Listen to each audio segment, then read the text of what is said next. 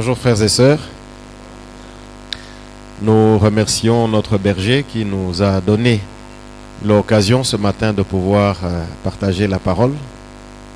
Et nous bénissons aussi le Seigneur pour cette opportunité qu'il nous donne aujourd'hui de pouvoir parler de sa part. Nous avons besoin de sa grâce afin que nous puissions vraiment communiquer sa pensée et que cette parole produise du fruit dans nos vies.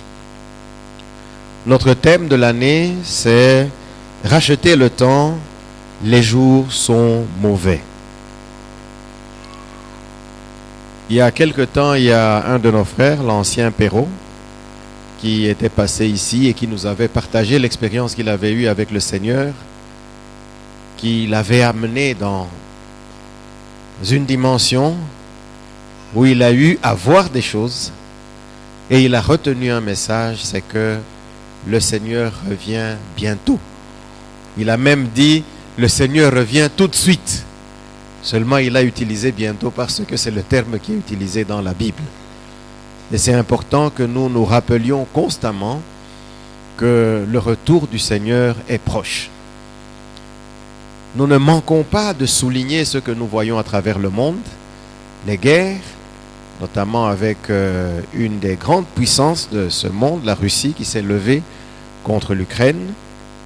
C'est vrai que chacun a sa position et sa façon de percevoir ce qui se passe, mais sachons qu'une petite étincelle suffit pour déclencher, n'est-ce pas, une guerre nucléaire. Et ça, en tout cas, ça ne nous épargnera pas. Rappelons-nous ceci. Notre thème trimestriel, c'est « Imite Jésus, marche selon la volonté de Dieu ». Il y a quelques semaines, nous avons connu des événements sur ce campus. Des jeunes gens, des jeunes filles, des étudiants se sont levés parce qu'ils étaient fâchés contre les autorités et ils ont décidé de tout casser. J'ai étudié ici, je suis arrivé à l'UPenn en 1988. Et à notre époque, nous avons vécu au moins 3 soulèvements estudiantins. Et après ça, nous avons vécu plusieurs autres soulèvements parce que nous avons l'église ici. Mais jamais, au grand jamais, nous avons vu des étudiants se mettre à casser, à détruire le patrimoine de l'université pédagogique. Jamais. C'est la toute première fois. La question, parmi ces étudiants, y avait-il des chrétiens? Si oui, comment, qu'est-ce qui les a piqués pour qu'ils se mettent à tout détruire? Et la question que nous allons nous poser aujourd'hui, c'est quel modèle nous avons? Quel modèle? Et même nous, enfants de Dieu, quel est notre modèle? Le Seigneur nous a conduits ce matin de pouvoir partager sur imiter. Soyons imitateurs de Christ. Soyons imitateurs de Christ. Et notre texte, nous allons le tirer de 2 Timothée 3. C'est un texte que nous connaissons et que nous avons probablement déjà eu l'occasion de partager, mais nous allons y revenir ce matin. Nous allons lire à partir du verset 10 jusqu'au verset 12. Nous pouvons nous lever pour faire honneur à la parole.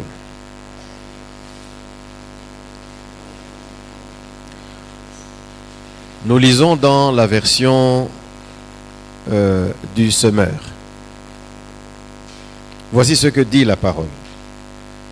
Mais toi, tu as pu m'observer dans mon enseignement, ma conduite, mes projets, ma foi, ma patience, mon amour, mon endurance.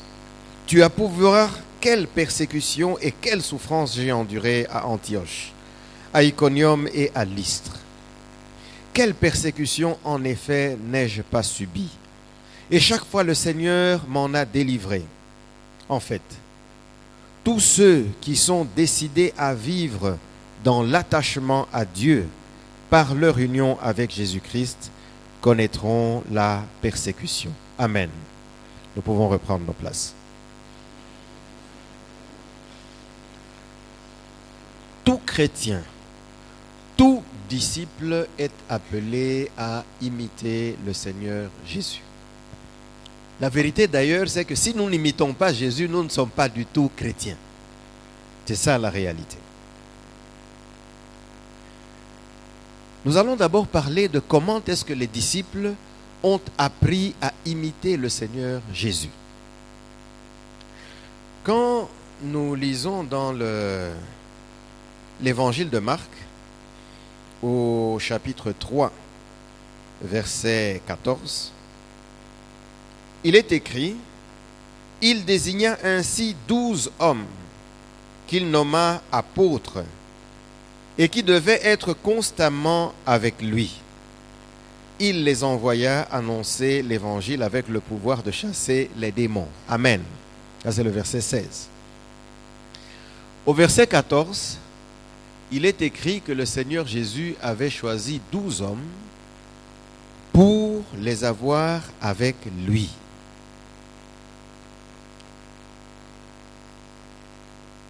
Qui devaient être constamment avec lui.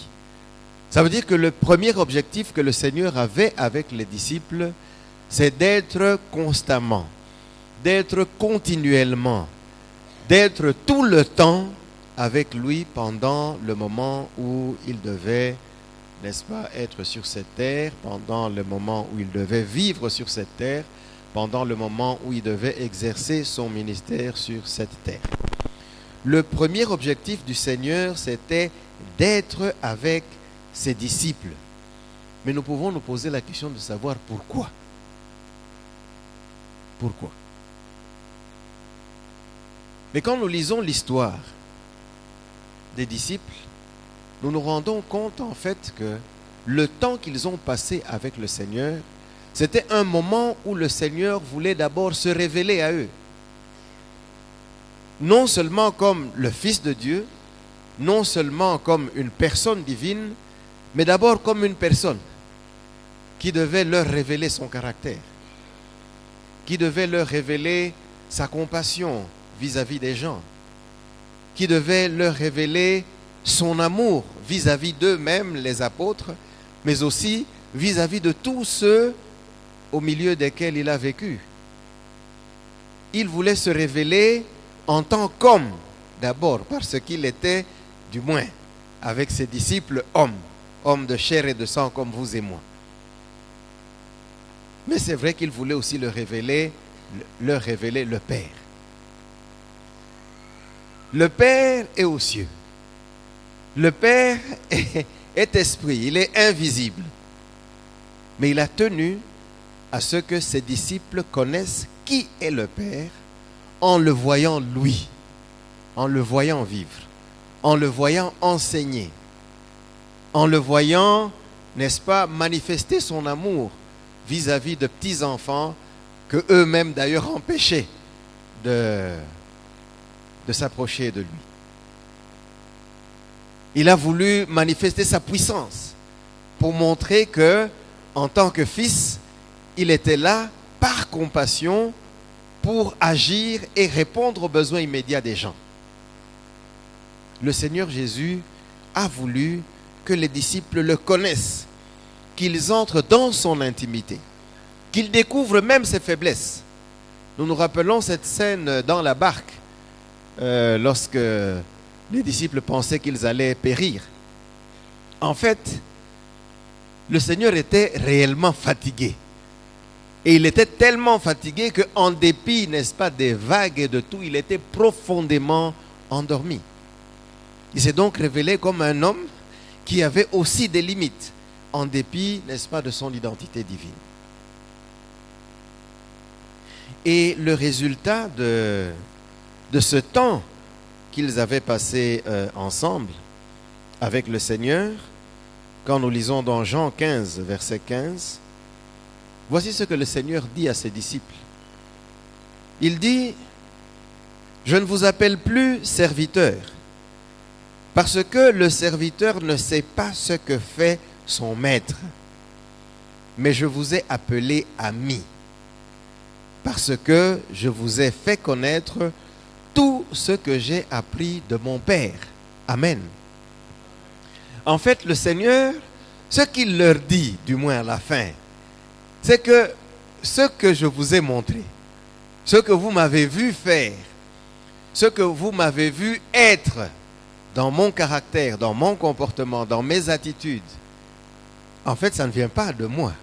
Je l'ai aussi appris de quelqu'un.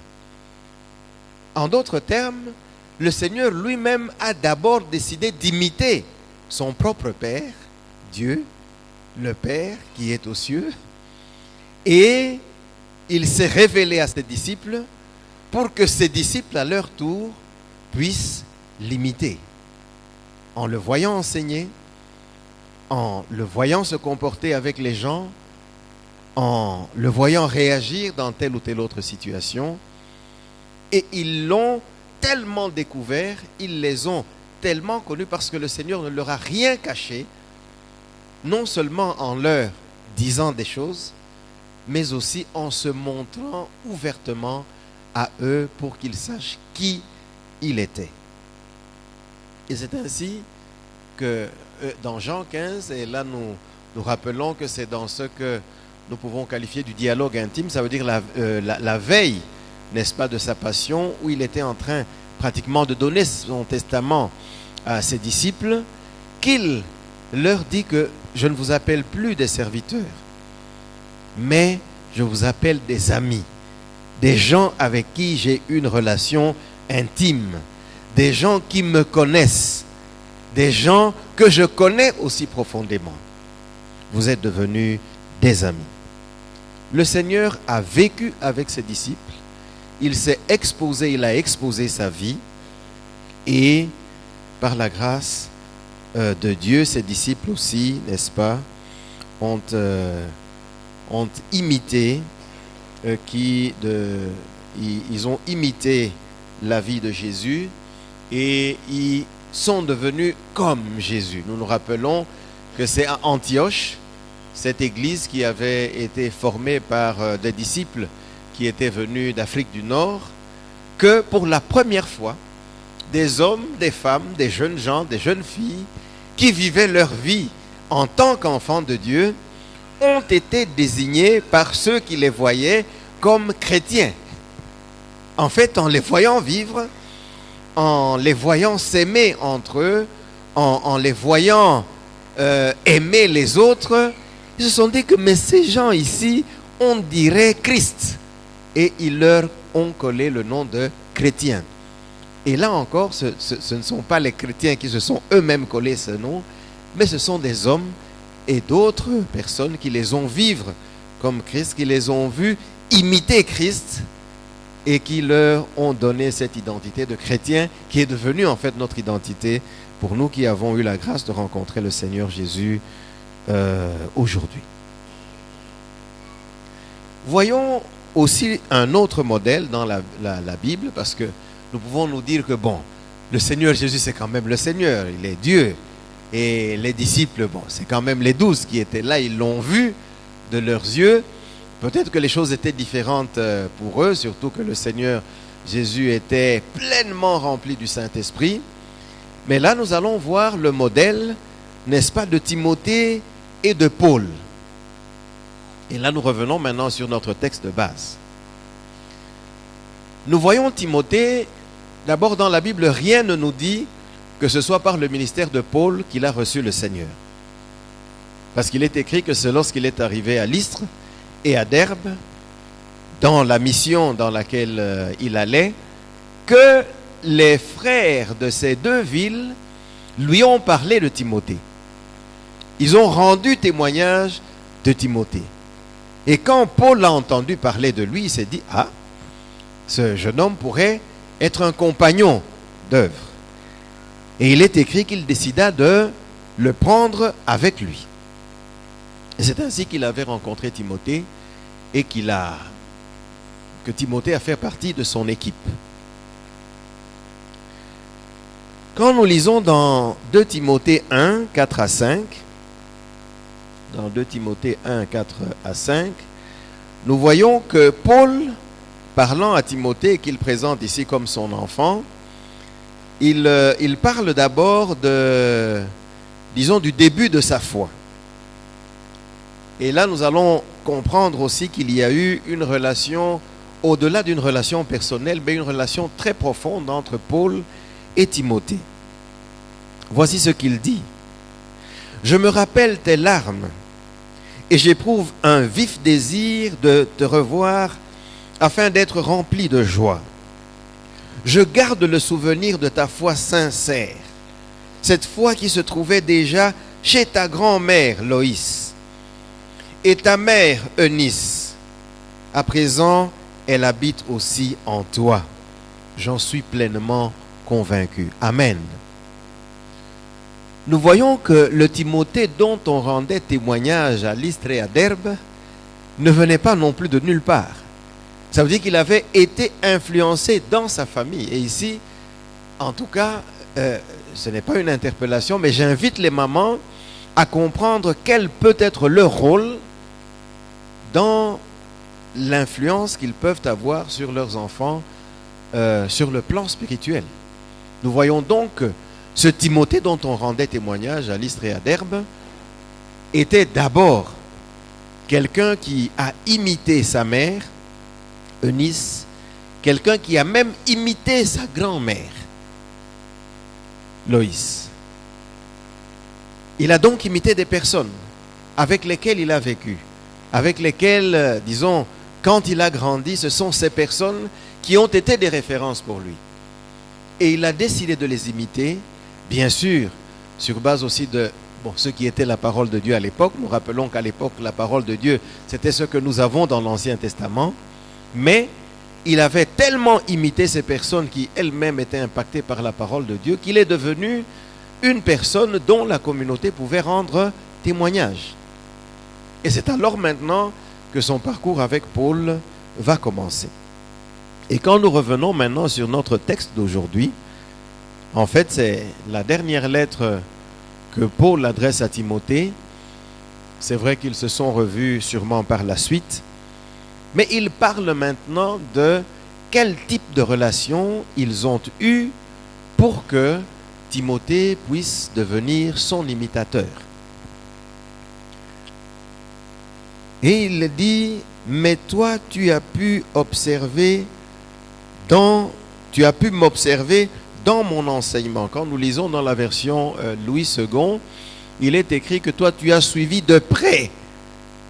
C'était pas de loin, de près. Et quand on dit qu'il le prie pour aller avec lui, c'est qu'ils ont vécu ensemble pendant le reste de ces années. Donc tu as pu m'observer dans mon enseignement. Donc il pouvait voir comment est-ce que l'apôtre Paul enseignait. Pas seulement dans son enseignement, mais dans sa conduite. Comment est-ce que l'apôtre Paul se comportait? Comment est-ce qu'il vivait avec les gens? Comment est-ce qu'il réagissait face à certaines situations? Quel était son comportement avec les membres de la communauté, avec les membres de l'équipe? Parce que Timothée n'était pas seul dans l'équipe de travail avec Paul. On en compte à peu près 8 serviteurs qui l'ont accompagné dans son ministère, parmi lesquels Timothée et Luc, en fait, qui a écrit le livre des Actes.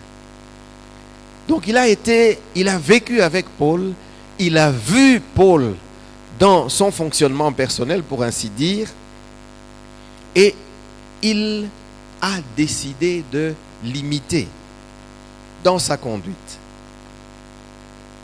Il dit, tu as pu observer mes projets. Ça veut dire que lorsque Paul devait décider, par exemple, d'aller à tel endroit, Timothée était là. Quand le Saint-Esprit leur a empêché, par exemple, d'aller prêcher la bonne nouvelle à tel ou tel autre endroit, Timothée était témoin.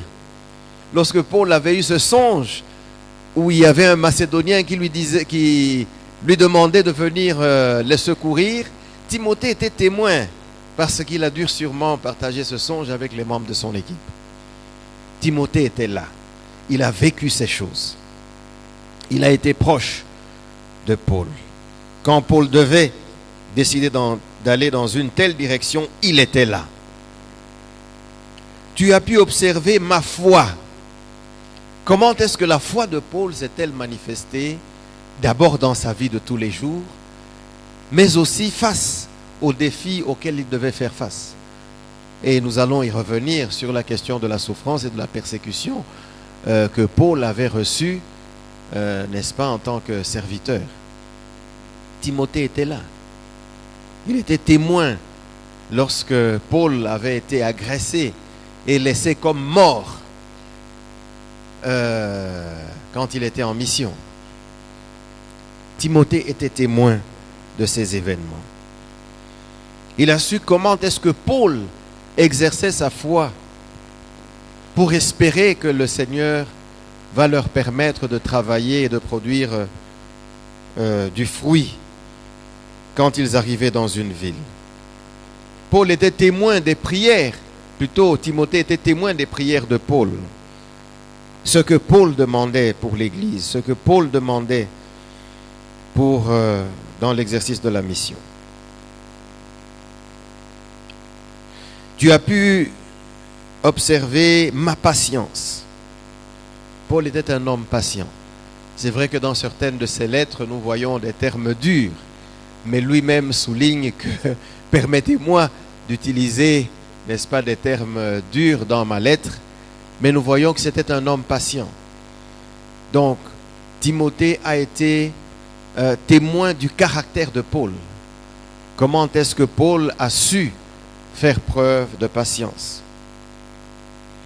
Tu as été témoin de mon endurance. Comment est-ce que Paul a persévéré malgré les persécutions, malgré les souffrances, malgré même l'exposition à la mort? Nous savons comment les Juifs avaient planifié, n'est-ce pas, en jurant de mettre fin à sa vie. Paul, et plutôt Timothée, était témoin de ces événements. Et au verset 11, il dit, tu as pu voir quelle persécution et quelle souffrance j'ai endurée à Antioche, à Iconium et à Lystre. Paul a été persécuté. Et Timothée a vu ça. Mais soulignons que ceci n'a pas découragé Timothée. Il a continué, n'est-ce pas, de faire partie de l'équipe de travail de Paul. Contrairement à Jean-Marc, même si la fin était bonne aussi pour lui, qui avait à un moment donné décidé tout simplement d'abandonner les autres sur le champ de mission et de rentrer. Parce qu'il se disait que cette affaire de mission, je risque un jour d'y laisser ma peau. Mais Dieu merci, le Seigneur a permis qu'il y ait Barnabas qui avait espéré que le Seigneur pouvait encore l'utiliser et par la grâce de Dieu, il l'a fait. Timothée a donc été témoin de tout ce que Paul avait vécu comme persécution. Et il rappelle maintenant les persécutions qu'il a eues. Et bon, bien sûr, le verset 12, nous l'avons cité juste pour nous. Et nous allons y revenir, dans l'application. Timothée a suivi Paul. Timothée a vécu avec Paul. Timothée a eu une relation intime avec Paul. Ce qui fait que Paul n'hésite pas de l'appeler, de le désigner comme mon enfant. Nous savons que ce n'était pas son père biologique, c'était son père spirituel. Et ici, nous voyons que ce n'est pas nécessairement par lui que Timothée avait reçu le Seigneur, mais il était son père spirituel du fait justement qu'il a investi tout ce qu'il avait, il lui a transmis tout ce que lui-même avait appris, que ce soit directement du Seigneur ou que ce soit aussi de la part de ceux qui étaient déjà dans la foi avec lui, il a tout transmis à Timothée. Mais nous voyons aussi en amont que Timothée avait été influencé premièrement par sa mère et par sa grand-mère. Ça veut dire que même les pépés et les mémés, nous avons la possibilité d'influencer, n'est-ce pas, nos enfants. Et en fait, j'allais plus parler des petits-enfants. Nos petits-enfants. Nous voyons donc que l'imitation de Paul par Timothée n'était pas le fruit du hasard. C'était le fruit d'une relation intime, d'une relation profonde, d'un apprentissage par la vie. Ce que nous pouvons appeler vie sur vie.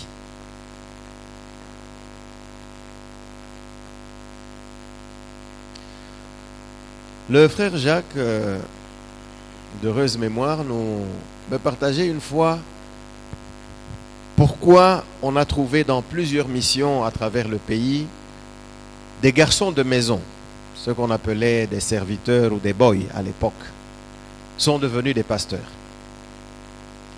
Et plusieurs ont décrié cela, surtout ceux qui avaient eu l'occasion de faire des études par la suite. Mais ce qu'ils m'expliquaient, c'est que les garçons de maison sont ceux qui vivaient avec les missionnaires. Ils étaient dans leur maison.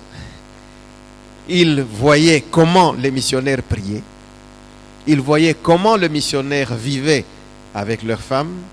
Ils voyaient comment le missionnaire vivait avec ceux de l'extérieur. Ils voyaient comment le missionnaire travaillait. Ils voyaient comment le missionnaire lisait sa Bible et la méditait. Et parfois, il avait même l'occasion, n'est-ce pas, d'avoir des partages avec eux. Et ce sont des gens qui, avec le temps, non seulement qu'ils ont connu la parole de Dieu au travers de ces missionnaires, non seulement qu'ils ont aussi été transformés dans leur caractère grâce à cette proximité qu'ils ont eue avec ces missionnaires, qu'en fin de compte, quand ces derniers devaient partir, ils regardaient autour d'eux pour voir quelle est la personne qui me ressemble le plus ou quelle est la personne qui a le plus assimilé ce que j'avais à communiquer. Et ils se rendaient compte que ces personnes qui avaient vécu dans leur intimité, qui faisaient la cuisine, qui assuraient la propreté de la maison, étaient les personnes qui avaient le mieux assimilé aussi l'évangile. Non seulement en termes de compréhension, mais aussi en termes de mise en pratique. Et c'est ainsi que plusieurs d'entre eux sont devenus des pasteurs. C'est vrai que pour la plupart, on les a d'abord envoyés dans une formation biblique même d'une année, afin d'avoir les b.a.-ba de la parole de Dieu. Et nous, aujourd'hui, qui imitons-nous ou qui choisissons-nous d'imiter? Quand nous revenons sur ce qui s'est passé ici à Lupène, c'est vrai qu'une de mes filles m'a dit que non, ça c'est l'esprit de l'Uniquine, parce qu'il paraîtrait que c'est à l'Uniquine où les gens se mettent à tout casser. Mais je me dis qu'il y a plusieurs influences.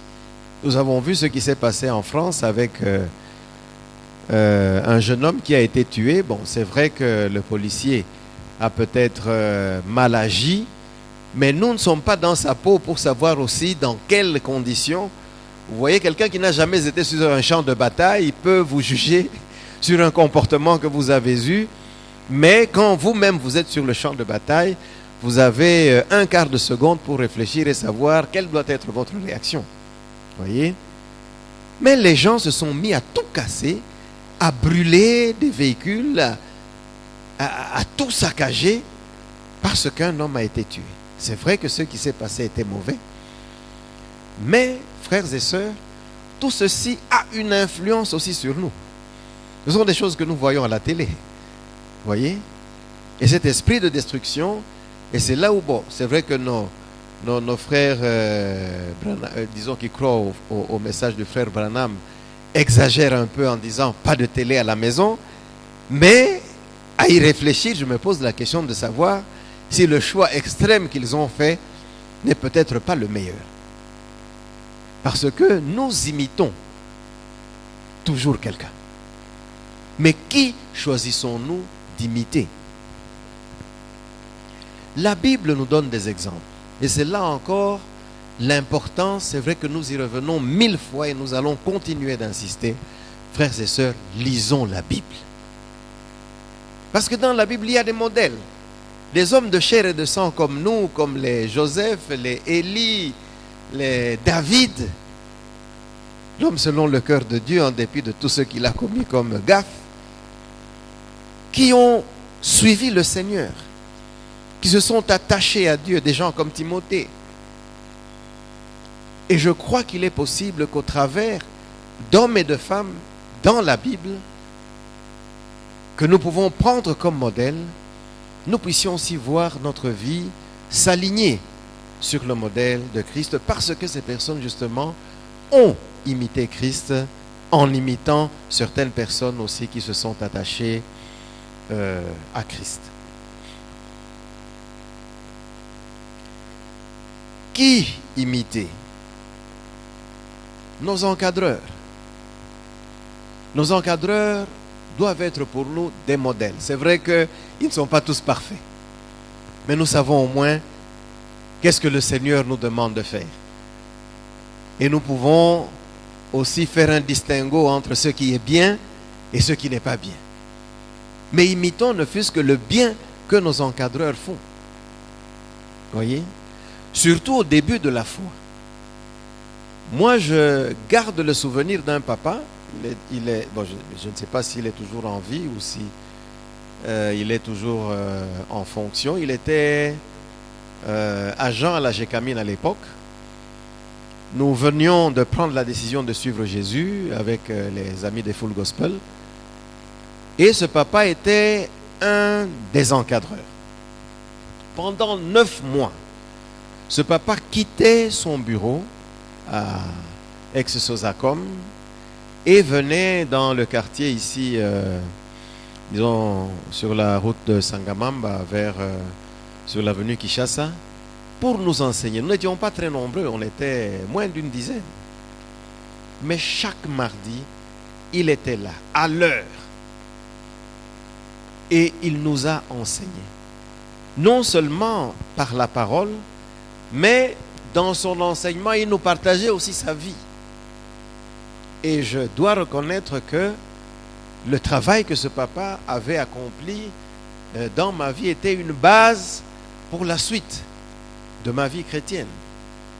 C'est vrai que j'ai cité aussi le frère Jacques qui a été vraiment un père pour nous. Et c'est grâce à ce genre de personnes que, par la grâce de Dieu aujourd'hui, nous pouvons aussi servir. C'est vrai que chacun est appelé à servir dans un domaine donné, mais en tout cas, je suis convaincu que sans ces personnes, je ne serais pas ce que je suis aujourd'hui. En dehors de personnages bibliques, en dehors de nos encadreurs, de nos dirigeants, il y a aussi dans la communauté des frères et des sœurs qui imitent le Seigneur. Et ce sont des personnes remarquables, que ce soit par leur comportement, que ce soit par leur rapport, n'est-ce pas, avec les autres membres de la communauté. Apprenons à approcher ce genre de personnes afin de nous laisser influencer, afin de voir leurs modèles et de les imiter. Nous avons eu l'occasion un jour de participer à la convention de l'OSOP, de nos mamans, de l'aumônerie protestante, et je garde le souvenir d'un témoignage. C'est vrai que nous en parlions dernièrement aussi avec l'équipe des papas.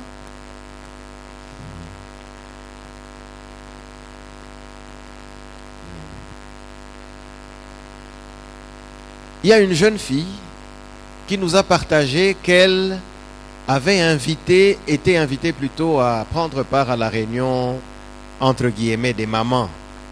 C'est vrai qu'on insiste maman et jeune sœur, mais les jeunes sœurs entendent seulement maman et elles s'arrêtent là. Et ce qu'elle dit, c'est que elle a appris beaucoup de choses en étant en compagnie des mamans. Parlant même de la future vie conjugale qu'elle aura à mener, parce que à la PPUKIN, ils ont l'école de préparation au mariage qui prend 3 mois. Et elle disait que je partage avec mes copines, mes compagnes, que il y a des choses qu'on ne peut pas apprendre en 3 mois. Pourquoi? Parce que grâce à sa proximité avec les mamans, ces mamans partagent leur vie de tous les jours. Comment est-ce qu'elles tiennent leur foyer? Comment est-ce qu'elles vivent avec leurs époux? Comment est-ce qu'elles gèrent leurs enfants? Et cette jeune sœur dit que aujourd'hui je me sens prête, grâce à ce que j'ai appris auprès des mamans, à pouvoir tenir aussi un foyer. Et ceci est valable pour les frères. C'est vrai que quand nous disons réunion des papas, les jeunes frères ne se sentent pas concernés. Mais c'est important, chers jeunes frères, de pouvoir nous accoster, de pouvoir nous approcher, de pouvoir développer des relations avec nous. Il y a beaucoup de choses que vous pouvez apprendre dans notre vie. Pas seulement les bonnes choses, parce que nous-mêmes faisons face aussi à plusieurs défis, même dans notre vie spirituelle. Mais cette expérience difficile est aussi un apprentissage. Ça vous permet demain de vous dire que non, papa tel m'a dit qu'il avait connu tel défi, mais voici comment est-ce qu'il a fait pour s'en sortir. Et ça, n'est-ce pas, ça impacte votre vie, j'allais dire pour la vie.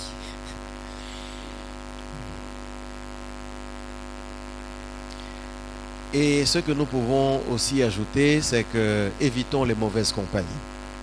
Parce que de la même manière que nous imitons de bonnes choses, nous courons aussi le risque d'imiter de mauvaises choses lorsque nous nous mettons en relation avec les mauvaises personnes.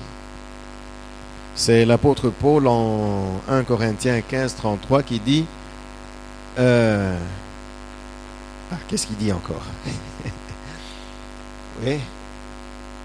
Ne vous y trompez pas, n'est-ce pas? Ne vous y trompez pas. Les mauvaises compagnies corrompent les bonnes mœurs. Si nous sommes en compagnie de gens qui ne sont pas bons, nous allons les imiter. Chers frères, chères sœurs, nous avons autour de nous des personnes que nous pouvons imiter. Nous avons nos encadreurs, nous avons nos aînés dans la foi, mais nos aînés aussi en âge. Nous avons même des congénères qui sont aînés dans la foi et dont nous pouvons, disons, constater qu'ils imitent Christ. Frères et sœurs, approchons-nous de ces personnes, développons une relation avec ces personnes, imitons ces personnes en ce qu'elles imitent Christ. Chers frères, ce matin nous avons voulu parler de soyons imitateurs de Christ. Nous avons donné l'exemple des disciples de Christ qui ont vécu avec lui et comment est-ce qu'ils ont été à même de l'imiter. C'était grâce à cette relation profonde qu'ils ont développée avec lui. Nous avons donné un modèle biblique entre Timothée et Paul qui a été très proche de Paul et qui est devenu comme Paul. Quand Paul d'ailleurs parle aux Corinthiens de lui, il dit: je vous ai envoyé mon fils Timothée. Vous verrez comment est-ce que je prêche partout où je vais. En d'autres termes, je n'ai pas besoin de venir. Si vous voyez Timothée, vous me voyez. Parce qu'il est en fait, dans une certaine mesure, ma réplique. Et nous venons de parler de nous-mêmes. Et nous allons prendre un moment de prier. Chacun de nous va d'abord se poser la question de savoir: est-ce que j'imite Christ? Si oui, gloire au Seigneur. Mais est-ce que dans tous les domaines, y a-t-il des domaines dans lesquels nous pensons que nous avons besoin d'imiter Christ? Eh bien, nous allons prier que le Seigneur nous aide à le faire dans ces domaines.